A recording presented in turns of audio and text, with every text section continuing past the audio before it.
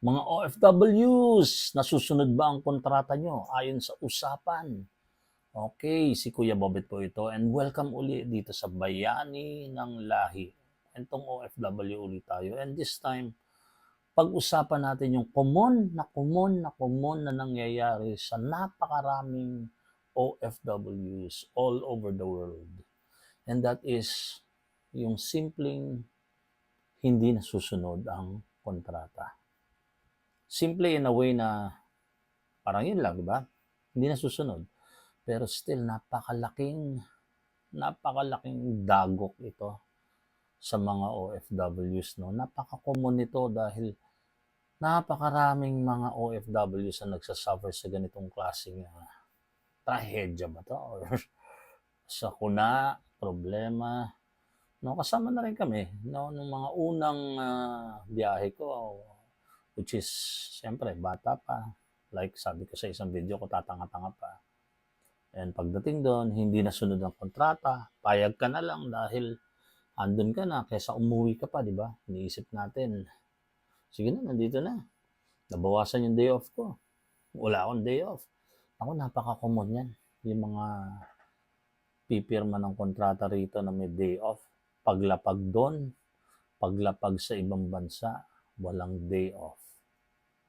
Diba? Iba yung pinirmahan dito, iba yung dadatnan doon kung saan man silang lupalop pupunta. Bigla magugulat na lang. Walang day off. Kasi batas yan eh. No? So, pipirma sila sa kontrata na, dito sa Pilipinas, no? Kung dito kayo hinire, kung dito tayo hinire. And syempre, bawal naman ang walang day off. Worldwide yun. Bawal ang walang day off. Pero ano nangyayari? Madalas hindi nasusunod yan. Minsan nababawasan. Yung 4 times a month, every week na day off, nagiging twice a month, once a month. And meron pa akong nababalitaan. No? Actually, marami. May mga nakilala akong walang day off. Imagine that. No? Ito, kabago-bago nitong channel na to, Bayani ng Lahi. And may mga nag-comment doon na yung mga kinakamusta ko lang, kamusta mga kontrata niya, day offs and all. And sinabi na wala silang day off. No? Magdadalawang taon na. Imagine that, guys. 2 years, walang day off. Hindi na ano yun. Hindi na humane. Hindi na yun makatarungan. No? Imagine mo, wala kang day off. Wala kang oras man lang para sa sarili mong mga aktibidades, sa personal mong buhay, mamasyal, magpahinga.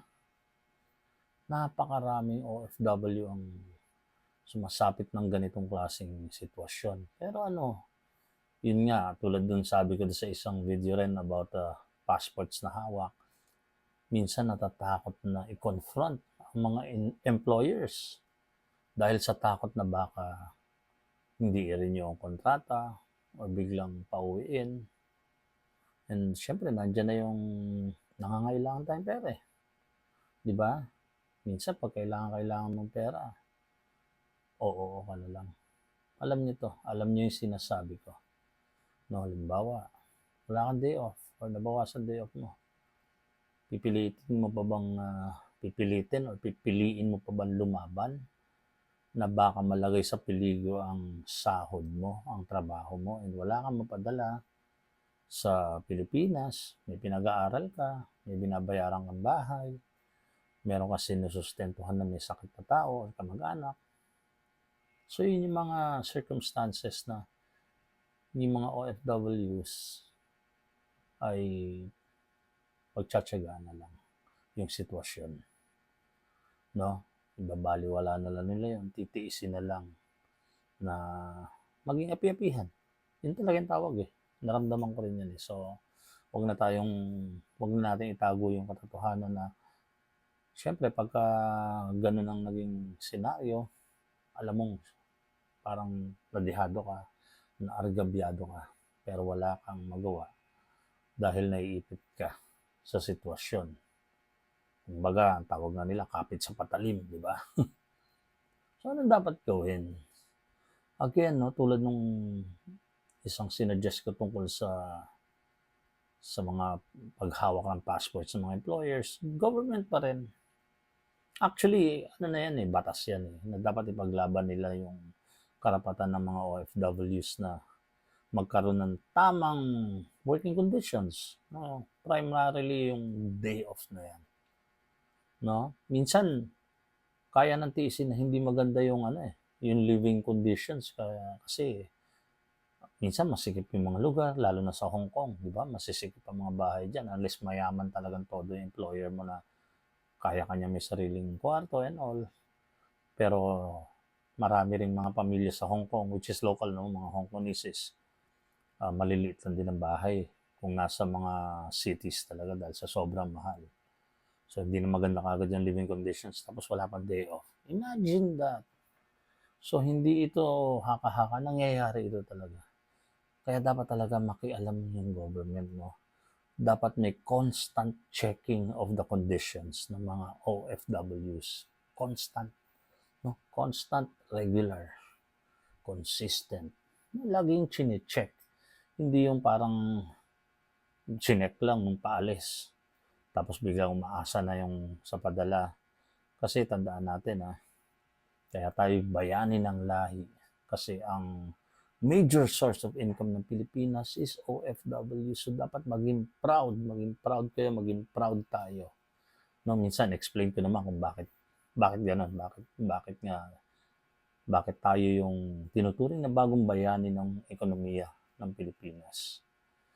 Yan, dahil yun sa pinapasok nating pera nga, di ba? Na hindi naman kinita within the Philippines. So nag-i-inject tayo ng bagong pondo sa Pilipinas, sa ng Pilipinas. Minsan pag-usapan natin mas malalim yan. Pero balik tayo sa kontrata. So paano na?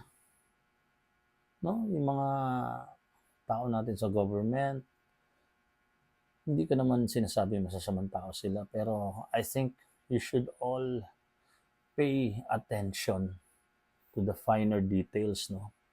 Wag lang tayo doon sa mga big picture, wag lang tayo doon sa mga sikat na kaso, mga sikat na tao, mga sikat na instances na nangyayari. Maraming pangyayari within the OFW community na hindi napapansin, hindi nabibigyan ng atensyon. Dahil siguro hindi sikat yung pangyayari, hindi sumikat, hindi sikat yung tao. No? Tulad yung day off na yan, anong gagawin?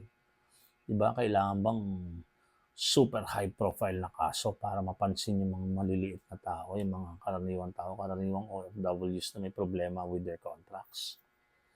So, yan yung dapat ipaglaban ng todo. Yung kontratang tama. Kung ano yung pinirmahan natin sa Pilipinas, dapat. Yun din yung aabutan natin sa biyahe. Hindi yung nagmamagic. Alam niyo ibig sabihin, di ba? Pinirma ka dito, pagdating doon, iba na.